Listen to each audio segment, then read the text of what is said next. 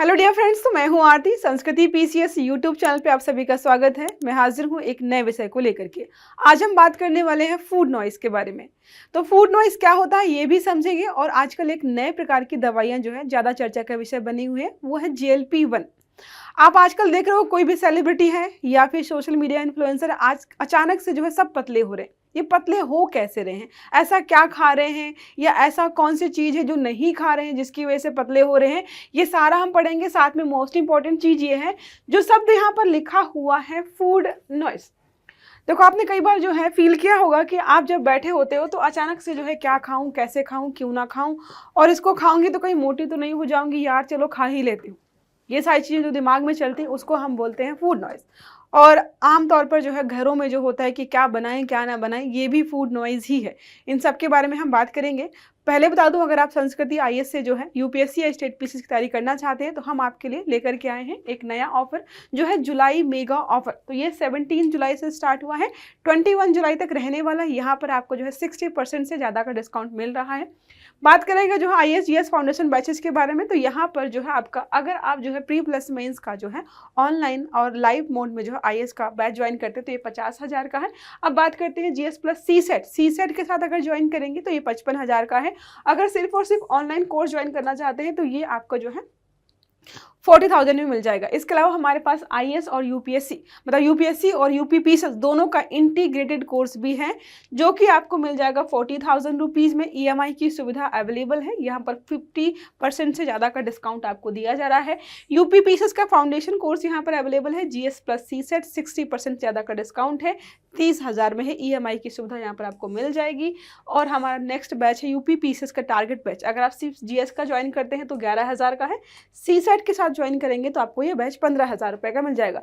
जितने भी बैच मैं बता रही हूँ सबके लिए एक नंबर है 9555124124, या फिर आप विजिट कर सकते हो sanskritIAS.com वेबसाइट पर। ठीक है, अब बात करते हैं फीसेस फाउंडेशन कोर्सेज के बारे में। तो बिहार का भी है, मध्य प्रदेश का भी है, राजस्थान का भी है। अगर यहाँ पर आप प्रिंटेड नोट के साथ जो है बैच ज्वाइन करते हो तो ये आपको 12,999 का मिलेगा। PDF नोट के साथ किसी भी स्टेट का बैच ज्वाइन करेंगे आपका प्री प्लस मेंस का, वो आपको मिलेगा 10,000 में। मेंस का बैच BPSC का एक अलग से अवेलेबल है जो कि 7,500 में मिल जाएगा। और BPSC 71st प्रीलिम्स का आपका एग्जाम होने वाला है, उसके लिए एक टारगेट बैच चल रहा है 70 दिनों का, जो कि 4,500 रुपीज़ में आपको मिल जाएगा। प्रीलिम्स की जो टेस्ट सीरीज है BPSC के, वो आपको उसमें फ्री मिलेंगे। अब लास्ट बात करते हैं ऑप्शनल कोर्सेज के बारे में। आप सब जो है ऑप्शनल की तैयारी कर ही रहे होगा कोई ना कोई। तो जो भी ज्योग्राफी के साथ तैयारी करना चाहते हैं, एक नया बैच स्टार्ट हुआ है 15 जुलाई से सुबह 8 बजे, और इसकी फीस है 25,000 रुपये। नेक्स्ट बात करते हैं हिस्ट्री की, तो 31 जुलाई से स्टार्ट होने वाला है सुबह 8:30 बजे। इसकी फीस आपकी 17,500 रुपये रहने वाली। ओके, चलो अब आते हैं हमारे वापस टॉपिक पर। हम बात करने वाले हैं फूड नॉइज के बारे में। तो हाल ही में हुआ यह है कि अमेरिका और यूरोप, अन्य विकसित देशों में जो है GLP-1 दवाइयां चर्चा में हैं। इसके अलावा जो है फूड नॉइज, ये जो शब्द है ये पहले चर्चा का विषय नहीं था। 2023-24 के आसपास जो है जब GLP-1 दवाइयां चर्चा में आई, तब यहाँ पर जो है फूड नॉइज जैसे वर्ड जो है चर्चा का विषय बने। तो यहाँ पर क्या लिखा है, अमेरिका सहित कई विकसित देशों में मोटापे, ओबेसिटी जिसको आप बोलते हो, टाइप 2 डायबिटीज और भी अन्य प्रकार की बीमारियां हैं जो कि आपको मोटा करती, उनको कंट्रोल करने के लिए GLP-1 रिसेप्टर जो है एगोनिस्ट, GLP-1 रिसेप्टर एगोनिस्ट दवाइयां अत्यधिक लोकप्रिय हो रही। सिर्फ वहां पे हो रही थी, लेकिन अब तो भारत में भी हो रही। ये दवाइयां ना केवल शरीर का वजन घटाने में मदद करती हैं, बल्कि एक नई अवधारणा फूड नॉइज को भी कम करती हैं। अब फूड नॉइज मतलब है कि भूख लगेगी तभी आपके दिमाग में चलेगा कि चलो ये खा लेते हैं, ये खाएं कि नहीं खाएं, ये बना लेते हैं, कहीं खाएंगे तो मोटे तो नहीं हो जाएंगे, अरे यार वो खाया था, ऐसे करके जो भी दिमाग में चलता है ये सब फूड नॉइज है। जब भूख ही नहीं लगेगी तो आपके दिमाग में ये वाली चीज़ें चलेंगी ही नहीं। देखो क्या लिखा है, फूड नॉइज एक न्यूरोसाइकोलॉजिकल जो है स्थिति है जिसमें व्यक्ति को बार बार क्या होता है, खाने की इच्छा होती है। ठीक है, खाने की इच्छा होती है, वो पूरे टाइम खाने के बारे में ही सोचता रहता है, उसको हम यहाँ पर बोलते हैं फूड नॉइज। ठीक है, भोजन के बारे में सोचता है, भले ही सारी, मतलब कई बार होता है ना कि आप भूख नहीं भी लगी है, जैसे आपने देखा घर में मम्मियाँ क्या करती हैं, वो दोपहर में डिस्कशन कर रही होती है कि डिनर में क्या बनाएंगी। उस समय भूख नहीं है, खाने का कोई मतलब नहीं है, खाने के बारे में बात करने का भी कोई मतलब नहीं है, वो डिस्कशन भी तरीके से फूड नॉइज में ही काउंट होता है। कुछ कीवर्ड्स है, इमोशनल ईटिंग, कई लोग होता है स्ट्रेस जब उनको होता है तो वो बहुत ज़्यादा खाते हैं, जैसे आपने देखा हो कई बार जो है लोगों को स्ट्रेस में जो है स्ट्रेस ईटिंग के नाम से जानते हैं कि चॉकलेट्स बहुत खा रहे हैं या फास्ट फूड बहुत खा रहे हैं क्योंकि उनको स्ट्रेस हो रहा है। दूसरा है कंपल्सिव ओवर ईटिंग, इसमें भी यही है कि बिना नियंत्रण के जो बार बार खाते हैं, बार बार खाते हैं, भूख नहीं भी लग रही है फिर भी वो खाते जा रहे हैं, खाते हैं, तो ये सारे जो है टर्म इसी से संबंधित हम इनको मान सकते हैं। अब बात करते हैं लक्षण क्या है, तो भूख ना लगने पर भी बार बार खाना, भोजन को अच्छा बुरा बोलना कि जो है अच्छा था नहीं था, या जो है खा लिया तो बुरा कर दिया, ये जो गिल्ट फीलिंग्स आती है वो सारा यहाँ पे काउंट हो जाता है। मुझे खाना चाहिए या नहीं खाना चाहिए, ये जो मतलब माइंड में जो चीज़ें चलती हैं ये सब यहाँ पर फूड नॉइज है। ठीक है, सब लक्षण है आपको जो बता रहे हैं। ध्यान केंद्रित करने में कठिनाई होती है, इवन ये काम करने में भी जो सक्षम नहीं हो पाते, कई बार जो है काम कर रहे हैं लेकिन दिमाग खाने में चल रहा है, पढ़ाई कर रहे हैं दिमाग खाने के बारे में सोच रहा है, तो ये सब फूड नॉइज है।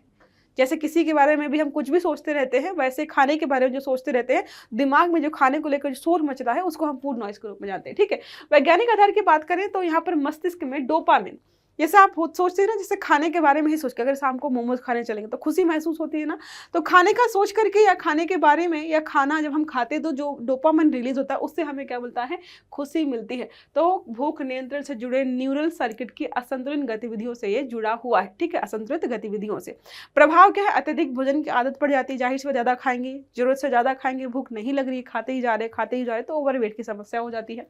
मेटाबॉलिक सिंड्रोम, टाइप 2 डायबिटीज और हृदय रोगों का यहाँ पर खतरा हो जाता है। अब बात करते हैं इन दवाइयों के बारे में जो कि आजकल लोग बहुत ले रहे हैं। ठीक है, अब इनको लेने का देखो कई बार है कि हमने देखा कि डायबिटीज के लिए अभी अन्य अन्य प्रकार की बीमारियों के लिए दवाइयां बनाई गई थी, लेकिन आजकल लोग जो है सुंदर दिखने के लिए या फिर जो अपने आप को फिट रखने के लिए इस प्रकार की दवाइयां ले रहे हैं। तो साइड इफेक्ट्स तो इनके हैं, लेकिन लोग जो है बस आजकल जो भी चीजें हैं कि लोग सुंदर दिखना चाहते हैं, फिट दिखना चाहते हैं, तो बेचारे जो जिम जा रहे हैं पागल हो रहे हैं 2-2 3 घंटे जा करके, उनको कोई फायदा ही नहीं हो रहा है।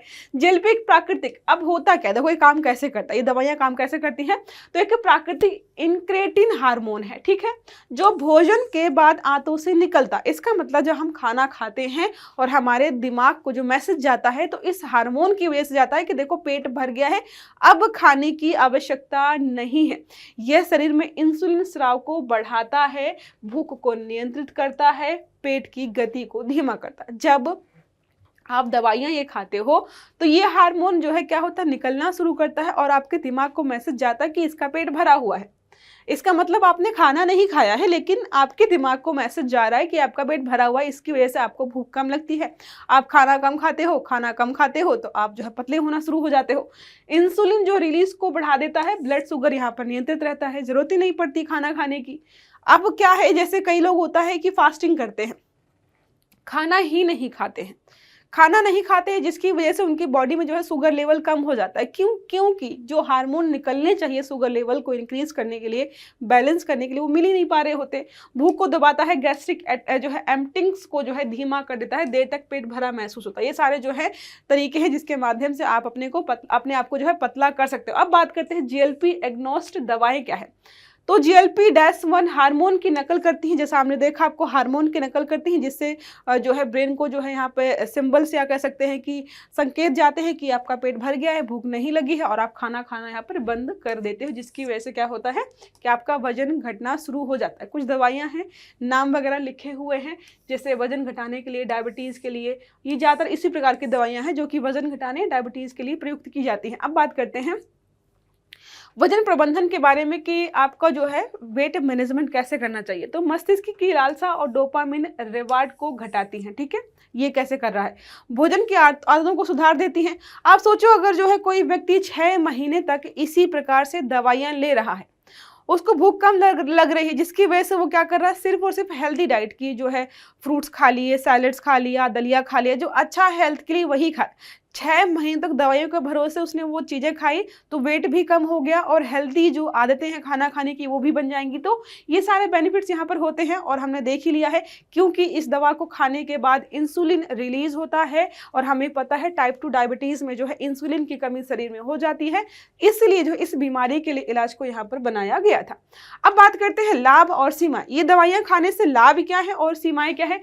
तो लाभ के बारे में बात करते हैं तो ऐसा माना जाता है कि 10 से 15% तक वजन में कमी आती है। आप मान के चलो 100 किलो के हो तो आप कितने के हो जाएंगे, लगभग जो है 85 या 90 के आसपास आप हो जाएंगे, कार्डियोवैस्कुलर जो मोटापे की जो बीमारियां होती हैं उनका खतरा कम हो जाता है। टाइप 2 डायबिटीज़ जो है ये बेहतर नियंत्रित हो जाता है आपको। अब बात करते हैं इससे नुकसान या इसके लिमिटेशंस क्या हैं। लिमिटेशंस ये है कि जैसे ही आप दवा खाना बंद करते हो तो ऐसा मानते हैं कि 60 से 70% आपका जो वजन गया था दवा खाना शुरू करने के बाद वो फिर से आ जाएगा। 1 वर्ष के भीतर आप जो है कितने हो, 100 किलो के हो मान लीजिए, और आपने जो है दवा खाई और अभी आप 50 किलो के हो गए, ठीक है, 4 महीने में या 2 महीने में, जितना भी मानो। अगर आप जो है इसको छोड़ दो तो मान के चलो आप विदिन 1 ईयर फिर से 100 किलो के हो जाओगे। ये जो आप चेंजेस देख रहे हो ये परमानेंट नहीं है। और इसके अलावा दवाइयाँ बहुत महंगी हैं, दीर्घकालिक इलाज हमें देख रहा है कि है ही नहीं। साइड इफेक्ट्स की बात करें तो मतली, उल्टी, कब्ज और जो है गैस्ट्रोपैरेसिस, ये समस्याएं आपको यहाँ पर देखने को मिल जाएंगी।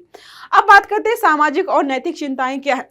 पहली बात तो हो जाता है कि उपभोक्तावादी दृष्टिकोण। तो क्या है, वजन घटाना अब स्वास्थ्य नहीं फैशन बनता जा रहा है।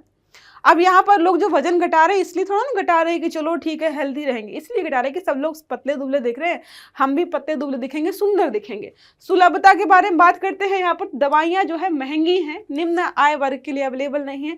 इसका मतलब दुबले पतले सुंदर लोग जो है वो अमीर हो जाएंगे, या अमीर लोग ही दुबले पतले और सुंदर दिखेंगे, गरीब लोग बेचारे दवा अफोर्ड नहीं कर पा रहे हैं।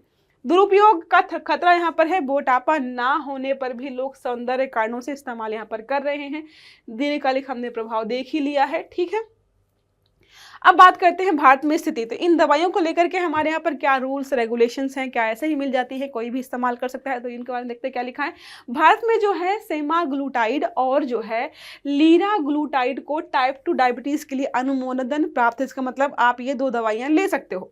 वजन घटाने के लिए इनका उपयोग फिलहाल नियंत्रित है, ज़्यादा नहीं इस्तेमाल करते हैं। ICMR और जो है CDSCO जैसे संस्थान इनके उपयोग को लेकर गाइडलाइंस बना रहे हैं। फार्मा कंपनियां भारत में तेजी से इन दवाइयों को बढ़ावा दे रही हैं। क्यों दे रही है हमको पता, उनको पता है कि आने वाले समय में लोग इन्हीं दवाइयों की मांग करेंगे, क्योंकि लोग पतले होने की जो है होड़ में बिल्कुल सम्मिलित हो गए हैं, ठीक है।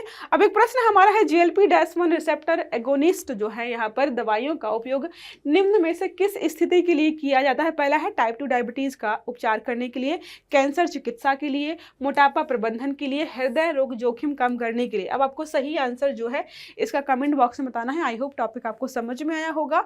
अगर वीडियो अच्छा लगा तो लाइक करना है, चैनल को सब्सक्राइब करना है, बेल आइकन दबाना है, ताकि जितने भी इस प्रकार के वीडियो हैं वो सारे आपको समय पर मिलते रहें। अच्छे से पढ़िएगा। Have a good day. Thank you.